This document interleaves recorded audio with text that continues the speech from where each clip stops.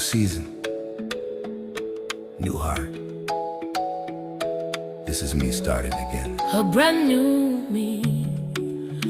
I'm starting over, stronger than before. Ndava better, forgive me my sins. Hear my plea, ndinoda kutangazwe. A brand new me. A brand new me. Ndasiya zvekare zvandakakanganisa, ndiri kudzidza nazvo. Forgive me my sins. Ndirererei, I would like to start again. Ndidzokere. Ndakafamba nenzira dzisina direction, ichitevera pride, ichirasa reflection. Kunyemwerera panza, simukati tension. Life yakandipa lesson, not punishment. Ndakawa kakawanda, ndakasimuka. Pain yakandirai, ikandisimbisa. Handichatakurizwa kandiremeza. Ndiri kuregerera, ndiri kuziregerera. Kana mangwana, asina chokwadi. Ndinoisa trust yangu kwa muri. Handisimutsvene, asi ndiri kuedza. Ndiri munhu mutsva, ndava kuziziva. A brand new me. I'm starting over, stronger than before.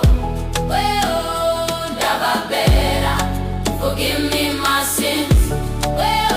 Hear my plea, ndinoda kutangaze. A brand new me, a brand new me.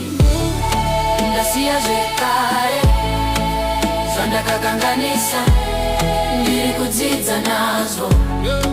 Forgive me my sins. Ndiregerere, I would like to start again. Ndidzokere.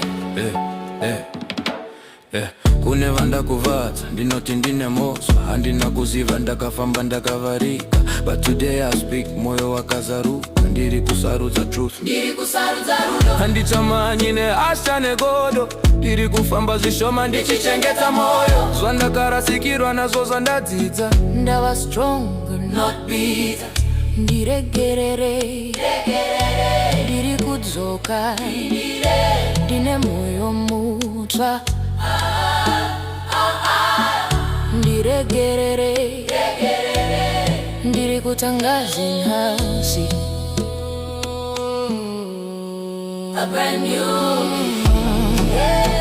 I'm starting over, stronger than before. Stronger than before. Never better. Forgive me my sins. Hear my plea. Wala kutangaze.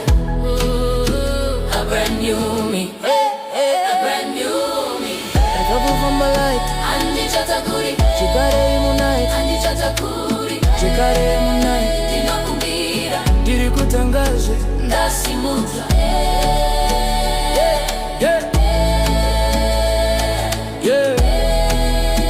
No more looking back. This is a brand new me.